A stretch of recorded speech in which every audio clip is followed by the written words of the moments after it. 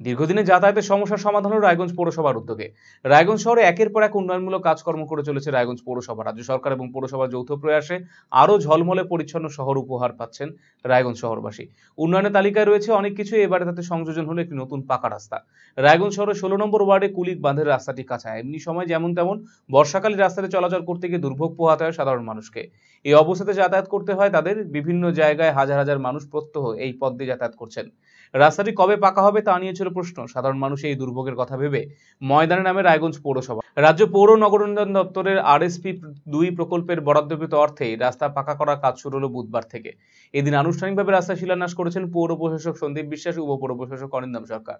এছাড়া উপস্থিত ছিলেন সাধন বর্মন, ভোলা পাল, অর্ণব মণ্ডল, রতন মজুমদার সহ অন্যান্য ওয়ার্ড কোঅর্ডিনেটররাও। পৌর প্রশাসক সন্দীপ বিশ্বাস জানিয়েছেন, রাস্তাতে চলাচল করতে গিয়ে মানুষকে সমস্যায় পড়তে হতো, সে কথা মাথায় রেখে রাস্তা তৈরির উদ্যোগ নেওয়া হয়। মহাপ্রভু শ্রী চৈতন্য ঘাট থেকে বন্ধ শ্মশান পর্যন্ত এই বাঁধের রাস্তাটি পাকা করা হবে। পৌর প্রশাসক আরও জানিয়েছেন, 28 বছর পর রায়গঞ্জের শাসক দলের বিধায়ক নির্বাচিত হয়েছেন।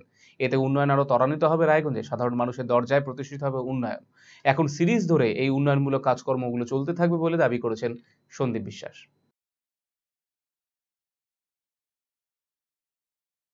রায়গঞ্জ পৌরসভার পক্ষ থেকে আজকে আমাদের ভাইস চেয়ারপারসন যে ওয়ার্ডের কোঅর্ডিনেটর 16 নম্বর ওয়ার্ডে এই বাঁধ রোডে আমরা কাজ শুরু করতে চলেছি, রাস্তার কাজ।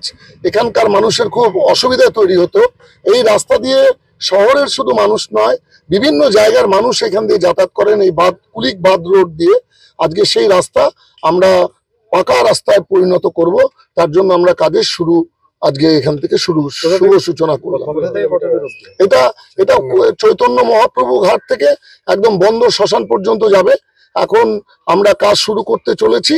এই চৈতন্য মহাপ্রভু ঘাট থেকে আপনি পাকা রাস্তা ধরেই একদম বরাবর আপনি বন্দর পৌর শ্মশানে পৌঁছে যেতে পারবেন। সেই ব্যবস্থাটা আমরা মানুষকে উপহার দিতে চলেছি রায়গঞ্জ পৌরসভার উদ্যোগে।